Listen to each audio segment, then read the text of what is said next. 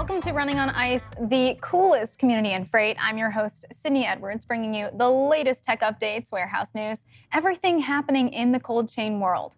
Now, you know Running on Ice, the show. You know Running on Ice, my newsletter that I write every Wednesday and Friday, headlining the news. And so we're going to get into a bit of those headlines right now. Now, Salt Lake City's Pride Transport announced a driver pay increase. President of the reefer carrier, Jay England, calls drivers the backbone of the country and says that they are committed to compensating drivers for their dedicated service. England says they are increasing CPM pay fleet-wide, bumping the average driver's salary to $81,000. And the pay range now for solo over-the-road drivers is 57 cents per mile to 75 cents per mile. And a few bonuses are included, like a $10,000 sign-on bonus paid out over 2 years, a 20% 401k match, fuel mileage incentives, and a bit more. And Americus, Georgia is officially home to a new poultry plant. Tamarack Foods announced the build, saying this opening allows them to service East Coast markets. The facility also comes with welcomed automated functions. WALB News reports that Tamarack Foods expects to hire 150 to 200 more employees, and that the company conducted a wage study to ensure their pay is desirable for workers. And Home Run Inn is recalling over 13,000 pounds of frozen pizza that may be contaminated with metal. The USDA's Food Safety and Inspection Service says the pizzas were shipped to a distributor in Illinois and then taken to retailers. The pizza is labeled Home Run Inn Chicago's Premium Pizzeria Deluxe Sausage Classic Pizza with a best by date of December 3rd, 2020. The company was made aware of the issue after receiving customer complaints that people found metal in their pizza. The USDA says there have been no reports of injuries from the product. However, distributors and retailers are urged not to sell these products and to throw them away or return them to their place of purchase. Now to the good stuff. Today, my guest is TJ Rizzo. He is the Chief Commercial Officer at Cold Chain Technologies, and we have him on now. TJ, how are you doing? Good, Sydney. Thanks for having me. Absolutely. So I haven't had you on the show before, so I'd like to get a little bit into your background and you starting with CCT. How did things really begin?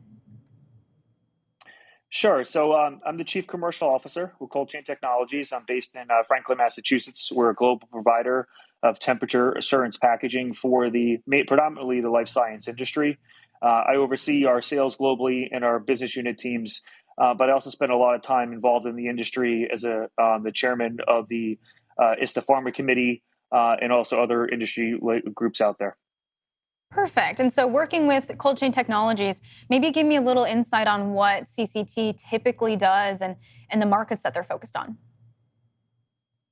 Yeah, our main goal really is to ensure safety, patient safety of temperature-sensitive products, and that could be vaccines, life-saving therapies. We work with a lot of diabetes drugs, biologics, tissue, clinical trials, the cell and gene therapy space, and really many products out there have to be kept at a certain temperature, some cold, some frozen, some can't get too cold. So we specialize in helping customers ensure that when they ship from point A to point B in the supply chain, it's kept at the right temperature. And, really that's coming under really high visibility here with the COVID-19 vaccine over the last couple of years, all those vaccines requiring specialized transport. So that's where we play right now. We provide packaging services, but also other services to them to help them to optimize their costs, the complexity, and also ultimately reduce the environmental impact that they have through distributing life science products. So our topic today, of course, is sustainability. And there are, so many companies, so many businesses working on making their products sustainable. Where are you seeing these efforts specifically? And I feel like I would think that in pharma, that's even harder to do. Yeah, it's not an easy challenge at all, Sydney. And it really comes down to each company has their own sustainability goals and what they're really trying to do. On a product level, many of our customers are trying to reduce the waste that they generate, not only directly from the product, but also all the packaging that's associated with it and their manufacturing processes. And some are working on to try to reduce the amount of that goes into a landfill at the end of the day. Some are looking to really reduce their carbon footprint Others are really looking at this truly holistically from a life cycle analysis and really trying to understand from cradle to grave, manufacturing the products, and not only from the actual packaging they use, but also the manufacturing and distribution processes. Of course, packaging is one of them, but what might be other products that companies are trying to make sustainable, if anything, that CCT is even working on? It's a good question. So there's different areas. Some are looking on in many different areas. One probably very relevant to your show is really on the transport side. So what type of mode of transport am I using? Am I using ground or air or sea? Trying to optimize that distribution chain and the impact on the environment, trying to ship more in bulk rather than in smaller quantities to really optimize the per unit impact on the company. And then some are getting into the actual products used for packaging. We see a lot of trends in reusability, trying to utilize materials that are more robust and not necessarily thrown away at each time it's used. That obviously can have a positive impact on waste disposal and overall the carbon footprint that those products use.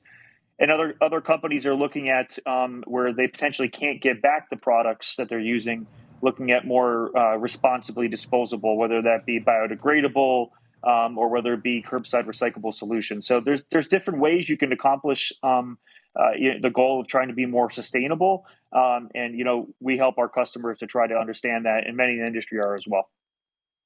When you and I first talked, you'd mentioned returnable and reusable, and then responsible and disposable. Being someone who's not, deep into the industry of green, what exactly are the differences between those two? Yeah, so reusable is similar to what it sounds. It's really something that is a package or a product that is used, and then there's a return logistics channel to bring it back to the point of use. And obviously, as you can imagine, in the pharmaceutical industry, that's very highly regulated. There's a lot of compliance involved. When it comes to reusing a product, there's some specific quality metrics that need to be ensured on every single turn. So, we see that reusable products being used mostly within one country, for instance, shipping around the United States as a good example. And then we also see it on some international lanes where it's maybe on bulk products where there's more of a return lane or a closed loop in service. So when we talk about reusable, it can be from a small parcel package that's used to ship, say, a single unit vials or even or sometimes up to cases. And we're also seeing it for reusing pallets and people shipping them a pallet from, say, the United States to Europe, very established lanes transport-wise. So we see people reusing durable containers, mostly through service providers like cold chain technologies that will manage that for them. But ultimately, not only retrieving the package and managing return logistics, but also ensuring the quality meets original specifications at every single turn. You'd mentioned the regulations that it takes for, both of these avenues when it comes to using these products. It can't be that easy all the time. What are some of these myths maybe with reusability? And there's that buzzword of greenwashing. Yeah. Yeah, it's in regards to reusability, like I mentioned, there's just because something may look still good and still new, some materials, they really won't meet the original specifications of that product overall. So really having a robust return reuse cycle and inspection process is really critical for there. Things maybe look great, but they're not. I think the greenwashing and the myths also come into play on the responsibly disposable aspects. There's many products that are recyclable and or biodegradable, but it has to be in the right environment. So there's some materials that can be reground and reused, but you have to send it to a specific center, which are not very accessible or widely available throughout the United States, for instance, in order to do that. So while it may be recyclable, in order to actually recycle it, it's not really easy for the end user to do that. Same thing on a biodegradability.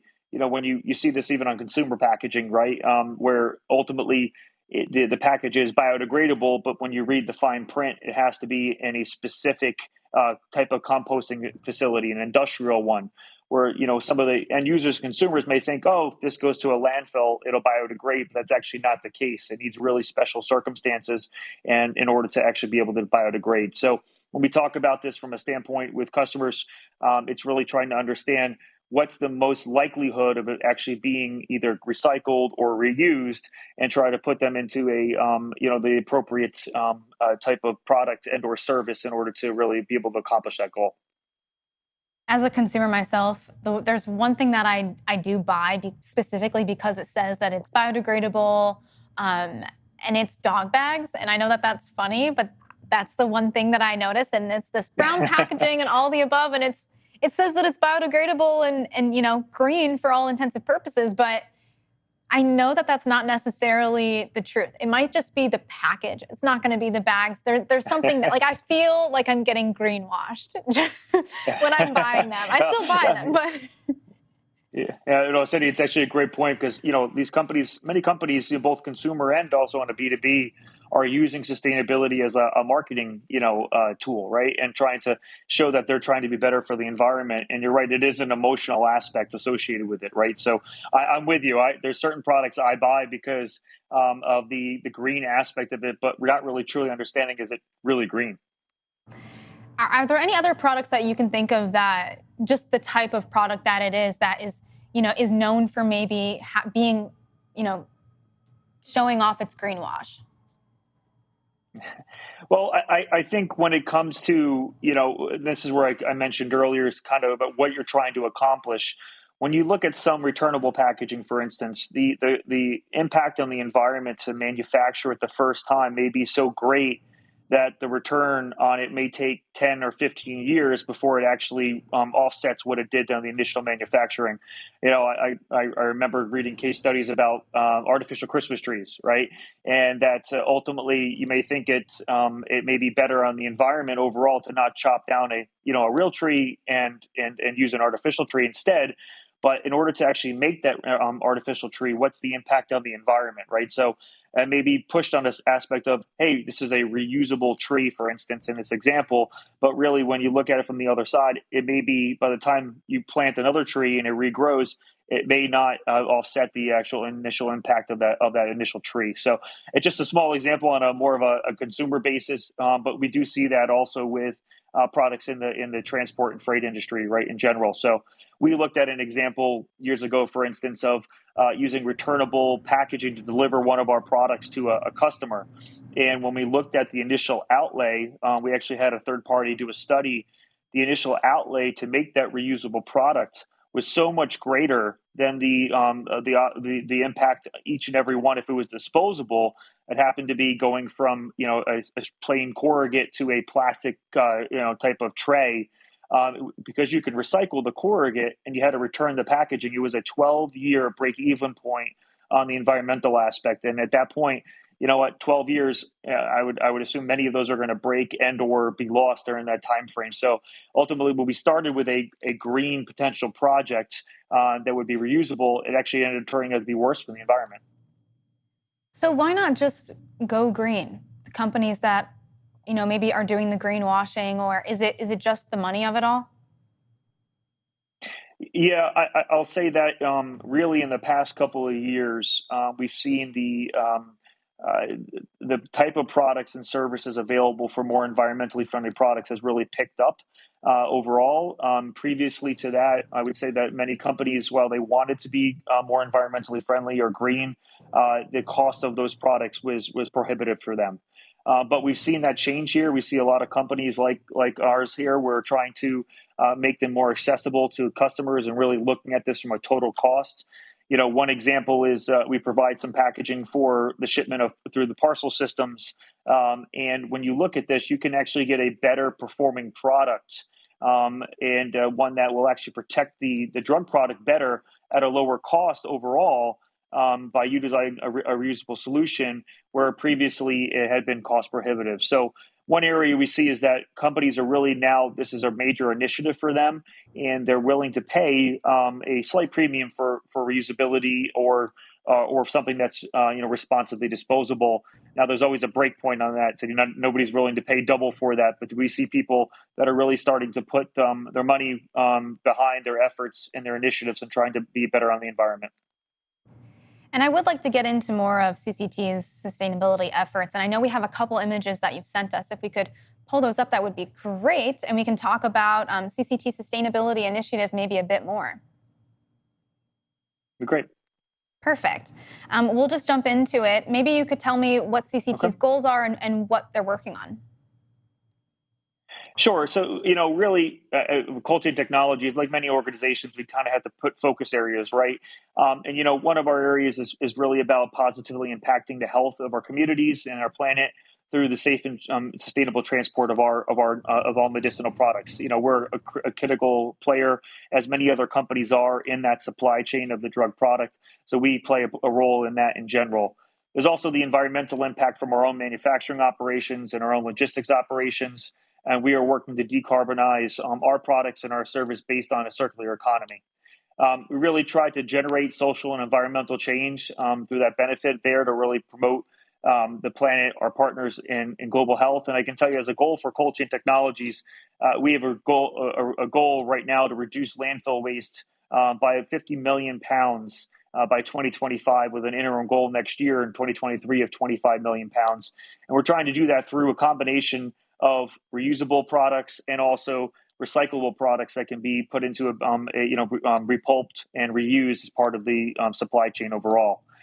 Additionally to that, there's some optimization aspects. A lot of times you get going, especially in the pharmaceutical industry, where change is not always the easiest to push through just because of the regulations involved, but really trying to help our customers reanalyze and optimize their supply chains, looking at how much product they're putting in each and every package, looking at the requirements that they had in place. Is it, do they really need the level of protection which they may have started with now that they have all this data to really support and optimize overall? So there's different avenues that we're trying to partner with our customers. We look at it from a product, a service, and an optimization standpoint, and really trying to, it's not a one size fits all, Cindy. That's the one thing I can tell you overall from these customers.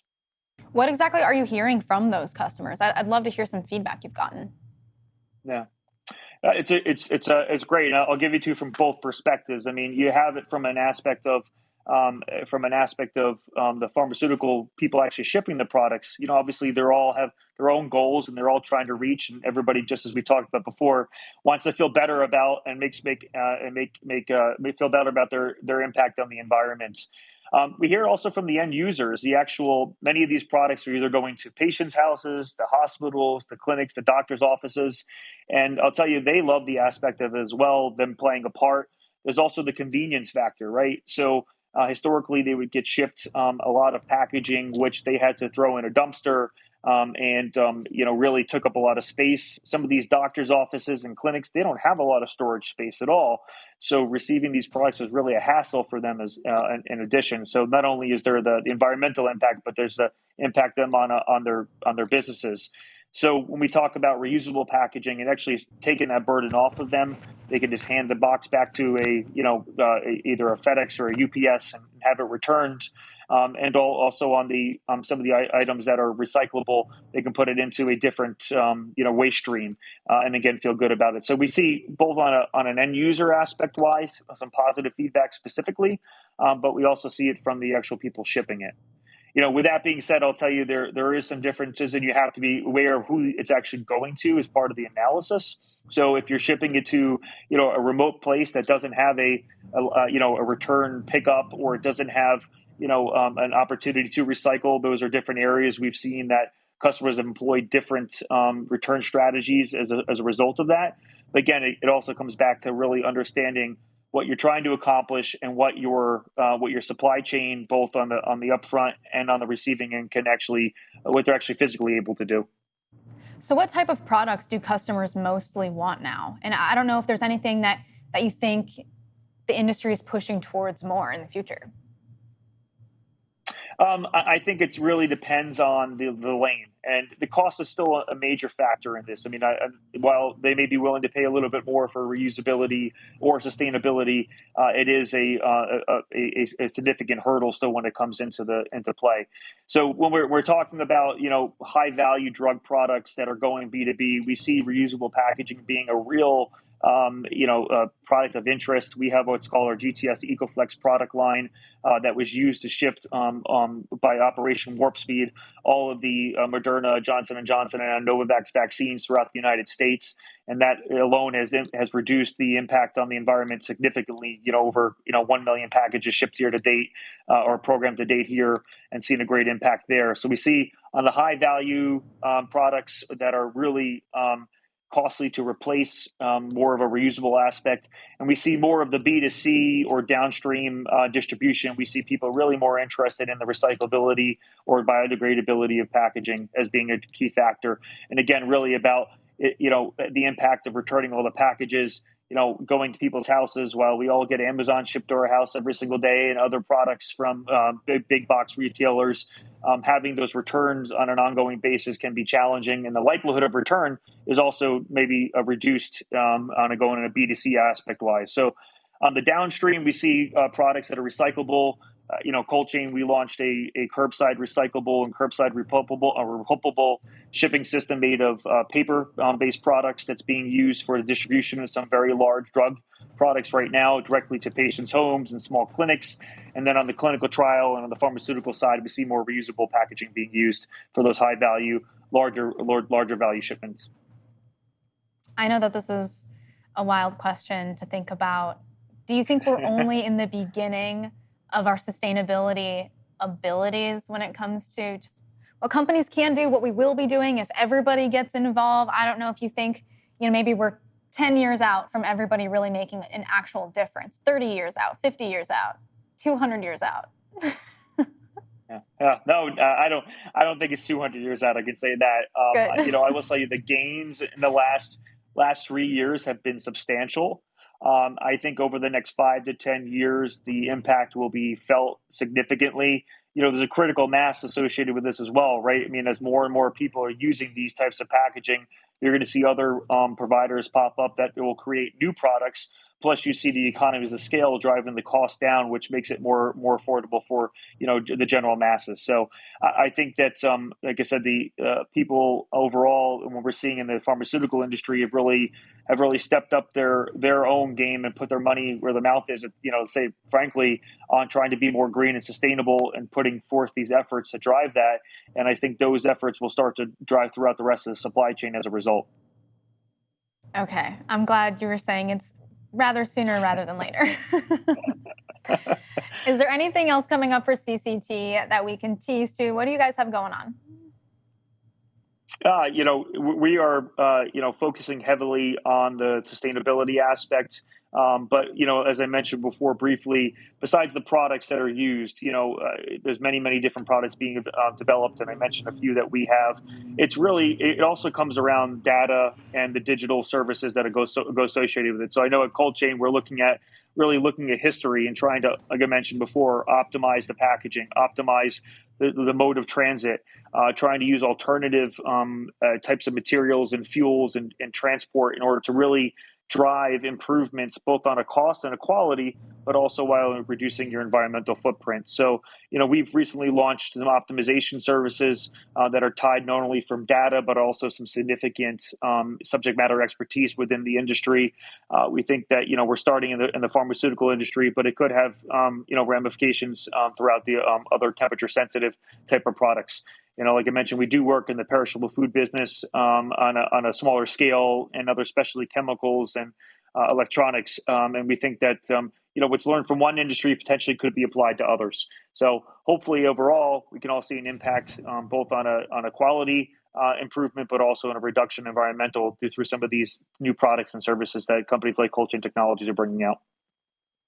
TJ, thank you so much for joining the show. Please tell me where folks can hear more from you and from Cold Chain Technologies. I'd recommend, obviously the main channels. Our website is www.coldchaintech, which is tech.com. You can find us on LinkedIn, on Twitter, all the all social media avenues there in general. And like I said, we're based here in the United States, but we have a global presence. We're supporting customers not only here in the U.S., which is our historical area, but also in Europe, Latin America, and APAC. So that's the best place to reach us. Perfect. Well, I'm excited for the future of sustainability. And thank you again so much for joining the show. Thank you again for having me, Sydney. Now, this week, I will not be having a Running on Ice newsletter coming out at 7 p.m., as it usually does on those Fridays. But you can still stay updated. Head on over to freightwaves.com. Watch any of these episodes. You can listen to the podcast or check out the newsletter there. You can also get onto our YouTube channel to stay updated on any other industry news happening. Now, next week, we are going to be talking with Rafiq Bashara. He's a man of many titles and a vast knowledge of the challenges developing countries face in the cold chain and some solutions he knows about. So stay tuned. It's going to be a great show next week. Stay cool, everyone.